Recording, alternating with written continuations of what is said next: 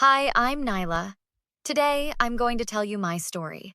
But before I continue, please share and subscribe to hear more stories like this. 6 years ago, I was fresh out of business school when I met Derek Williams at a networking event. He was already making waves in tech, handsome, charismatic, and seemingly genuine. "You're different from everyone else here," he told me that night, his eyes focused entirely on me despite the room full of potential investors. "They're all playing games. You're actually listening," I laughed. "Maybe because I actually need to learn something, unlike most of these trust fund babies." "I like honesty," he said, handing me his business card. "Call me. I think we could both benefit from knowing each other." 2 days later, we were having dinner at a restaurant where the menu had no prices. 3 months later, we moved in together. By our 1-year anniversary, I was pregnant with twins. "This changes everything," Derek said when I told him, pacing our penthouse apartment. "Are you upset?" I asked, my hand instinctively moving to my stomach. "No, just calculating," he replied, still pacing. "We'll need to adjust our timeline." "Timeline for what?" "Everything. The business, our plans. Kids weren't supposed to happen for at least 5 more years." His reaction should have been my first warning. Derek didn't celebrate our pregnancy. He recalculated his life spreadsheet. My friend Maya noticed it first. During our weekly coffee meetup, she asked, "Is everything okay with you and Derek? You seem careful around him." "What do you mean?"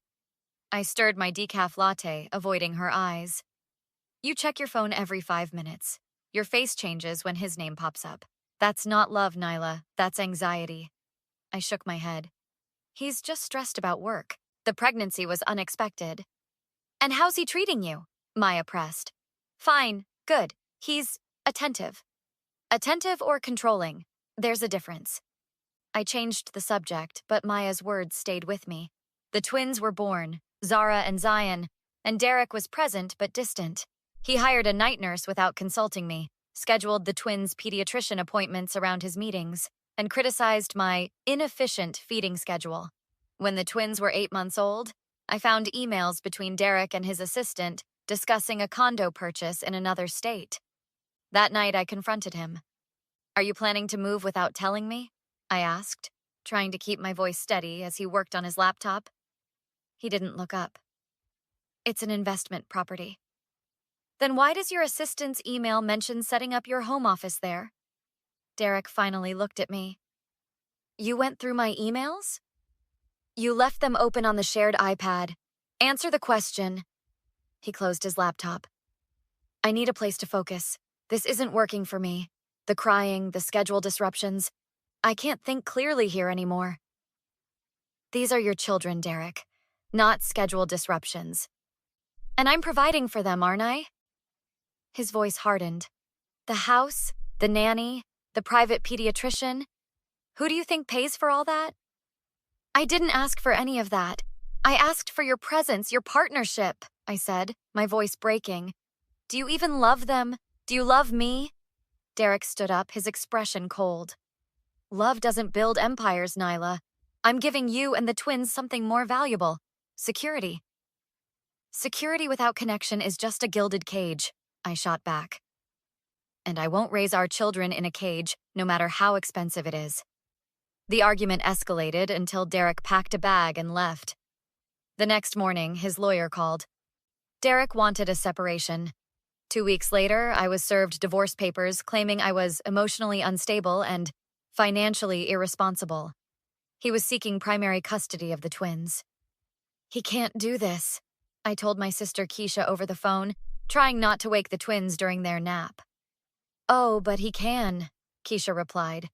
"Men like Derek think they can buy anything, including the courts. You need a lawyer, Nye." "I can't afford one. He froze our joint accounts." "I know someone. Marcus Johnson, we went to college together. He specializes in high-conflict divorces and has a thing for taking down entitled rich guys. Let me call him." Marcus met me the next day at a coffee shop while Maya watched the twins. "So you married Derek Williams," Marcus said, reviewing the divorce papers. I've heard stories about his business tactics. What kind of stories? I asked. The kind that make other CEOs nervous. He's not just ambitious, he's ruthless. But being ruthless in business is different from family court. Tell me everything and don't leave anything out. I explained how Derek had gradually isolated me from friends, criticized my every decision about the twins, controlled our finances, and now was trying to paint me as unstable. Classic high-control personality. Marcus nodded. And now he's using his resources to overwhelm you. But here's what he doesn't know. Judges hate when wealthy spouses use financial warfare. We can use that. The divorce process dragged on. Derek's legal team filed motion after motion, each one requiring responses I could barely afford. I moved out of our penthouse into a small 2-bedroom apartment, taking only what I could prove was mine to avoid further legal issues. I got a job as a marketing coordinator, arranging my schedule around daycare hours. One Tuesday morning, 18 months after our separation began, I was making my grocery list before work. The twins were now 2 and growing fast. My budget was tight, and I carefully planned every meal. Milk, bread, eggs, that cereal Zara likes, bananas, I muttered to myself, typing on my phone. In my rush, I accidentally sent the list to Derek instead of myself. We still occasionally communicated about the twins. I realized my mistake immediately but couldn't unsend it. Great, I groaned. Now he'll probably use this as evidence that I'm disorganized. 15 minutes later, my phone dinged with a banking notification. I nearly dropped it when I saw the amount. $500,000. From Derek Williams, with a note that simply read, "For the twins." I called Marcus immediately. He sent what? Marcus exclaimed. $500,000? After getting my grocery list? Don't touch that money, Marcus warned. This is either a mistake or a trap. Let me call his attorney. An hour later, Marcus called back. His lawyer claims it's a good faith gesture toward future child support. I don't buy it. Derek doesn't do anything without an angle. What should I do? I asked. We'll file a motion to clarify the intent of these funds. In the meantime, don't spend a penny. 2 days later, Derek texted me directly. We should talk. Coffee tomorrow? Marcus advised against meeting alone, so Keisha came with me. Derek was already at the cafe when we arrived, dressed impeccably as always. Didn't realize this was a group meeting, he said, eyeing Keisha. Didn't realize you'd suddenly developed generosity, I replied. Why the money, Derek? I saw your grocery list, he said, his voice surprisingly soft. Budgeting every little thing. It got me thinking about the twins growing up, differently than I'd planned. You mean less wealthy than you'd planned, Keisha interjected. Derek ignored her. I've been reflecting, Nyla. Maybe I've been too harsh. The twins deserve both parents in their lives. That's not what your legal filings suggest, I said. I'm willing to change approach. Joint custody, generous support. We can make this work without more fighting. Something felt off. Derek never compromised. I excused myself to the restroom and called Marcus. He's offering joint custody now, after fighting for primary? Marcus sounded skeptical. Ask him if he's willing to put that in writing today. His reaction will tell us everything. When I returned, I posed Marcus's question. Derek's smile tightened. Of course. Once we agree on the details. What details? I pressed. Well, the money would need to be specifically for the twins' future. College funds, that sort of thing. And you'd need to relocate closer to me for the joint custody arrangement to work. Relocate where? I've purchased property in Seattle. The tech scene there is booming and I'm expanding the company. The twins would have access to excellent schools. Now I understood. The money wasn't generosity, it was bait. Derek was facing a losing battle in court and shifting tactics. If I moved across the country, I'd be away from my support network, more dependent on him. I need time to think about it, I said, standing to leave. Don't take too long, Derek replied. This offer has an expiration date. That night, I discovered the real reason for Derek's sudden interest in settlement. My college roommate Tasha, now working in financial journalism, called me out of the blue. Nyla, are you still married to Derek Williams on paper? Technically, yes. Why? Because I'm working on a story about Horizon Tech acquisitions. There are rumors of accounting irregularities at his company. If an investigation opens while you're still married, I could be liable. I finished her sentence. Exactly. And if he moved significant assets to you recently? Like $500,000? I asked, my stomach dropping. Exactly, Tasha confirmed. I'm not saying he's definitely doing anything illegal, but the timing is convenient. What should I do? I asked, pacing my small living room after putting the twins to bed. Document everything, and talk to your lawyer immediately. If he's trying to shield assets by moving them to you before investigations begin, you need protection. The $500,000 suddenly made sense. Derek wasn't planning for our children's future. He was hiding assets and trying to lure me to another state, away from potential legal proceedings. The next morning, I met with Marcus and showed him my conversation with Tasha. This changes everything, Marcus said. If he's using your divorce and the children to shield himself from financial misconduct, we can leverage that. How? We'll request financial discovery, complete transparency on all his accounts, transactions, everything. If he's hiding anything, this will pressure him. Won't that make him fight harder? I worried. Maybe. Or it might make him desperate to settle, on our terms. We filed for comprehensive financial discovery the next day. Derek's lawyer immediately called Marcus requesting an urgent settlement conference. We met at Marcus's office 3 days later. These discovery requests are excessive, Derek's lawyer argued. Mr. Williams has already demonstrated financial transparency with his recent support payment. You mean the sudden $500,000 transfer with no formal agreement? Marcus countered. That's exactly why we need full disclosure.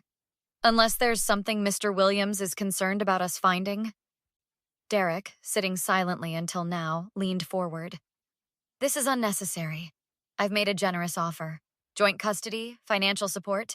Nyla and the children would be well taken care of. In Seattle, I added. Convenient timing with these accounting rumors at your company? Derek's face hardened. What rumors? The ones my friend at the Financial Times is investigating? Something about irregular reporting on your recent acquisitions? The room fell silent. Derek and his lawyer exchanged glances. We need a moment, his lawyer said. When they returned, Derek's demeanor had completely changed. He offered full physical custody to me, substantial child support, and no relocation requirements. In exchange, he wanted the financial discovery requests dropped and the $500,000 classified as an advance on his settlement obligations. Marcus passed me a note. Take it. We have leverage now. Before I agree to anything, I said, looking directly at Derek, I need to know this isn't just another control tactic. No more surprises, no more manipulations. This is a clean break, Derek insisted. You get what you want, I get what I need. And the twins? What do they get? Financial security, a mother who has what she needs to raise them well. And a father? I asked. Derek hesitated. I'm not cut out for daily parenting. We both know that. Maybe someday, but for now, this is better for everyone. His honesty finally was almost refreshing. I nodded to Marcus. Draw up the papers. The divorce finalized 3 weeks later, entirely on my terms. Derek got standard visitation rights but rarely used them. The financial press never published anything concrete about Horizon Tech's accounting. But 6 months later, Derek was quietly removed as CEO by his board of directors. I used part of the settlement to start my own marketing consultancy, specializing in helping small businesses compete against corporate giants. The irony wasn't lost on me. You know what's amazing? Maya said during our weekly coffee, now at my office instead of a cafe we could barely afford. You took his money and built something that helps the very people he stepped on to get to the top. Poetic justice, Keisha added, bouncing Zion on her knee while Zara colored nearby. He thought that money would control you. Instead, it freed you. Not just the money, I corrected. Knowing my worth, that's what truly broke his power over me. And the business is booming. Marcus noted, stopping by to drop off some paperwork.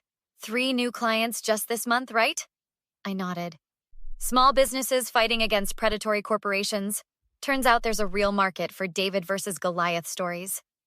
You're the slingshot, Keisha grinned. Perfect revenge. Last month, I ran into Derek at the twins' school orientation. They're starting kindergarten now. He looked older, tired. You're doing well, he observed, watching me chat easily with other parents. I am, I confirmed. The consultancy has 30 clients now. I heard. Some of them used to be Horizon clients. I smiled. Small businesses need advocates, too. The twins look happy, he said, watching them play. They are. Children thrive on stability and love, not spreadsheets and timelines. He winced at my words. I've been seeing someone. A therapist, I mean. Working through some patterns. That's good for you, I said, not offering forgiveness or warmth. And the new business I'm starting. It's different this time. More sustainable. He hesitated. I'd like to be more present for Zara and Zion. That's between you and them, I replied. They'll form their own opinions about you as they grow up. I won't stand in the way, but I won't help you either. I suppose that's fair, he said, hands in his pockets. For what it's worth, I do regret how things ended between us. Things didn't just end, Derek. You tried to destroy me. You tried to take my children. I was protecting my interests, he said quietly. And now I'm protecting mine, I replied, gathering my purse. The twins' birthday party is next Saturday. They asked if you'd come. It's your choice. I'll be there, he said, surprising me. Actions, not words, Derek. That's what they'll remember. As we parted ways, I felt no bitterness, just clarity. Derek's downfall came not from my revenge, but from his own choices. Prioritizing control over connection, using people instead of valuing them. The $500,000 that was meant to manipulate me became the seed money for my independence. My sister Keisha says it best. The universe keeps receipts. Derek's bill finally came due. So let me ask you this. Have you ever had someone's attempt to control you accidentally give you exactly what you needed to break free? What was your turning point?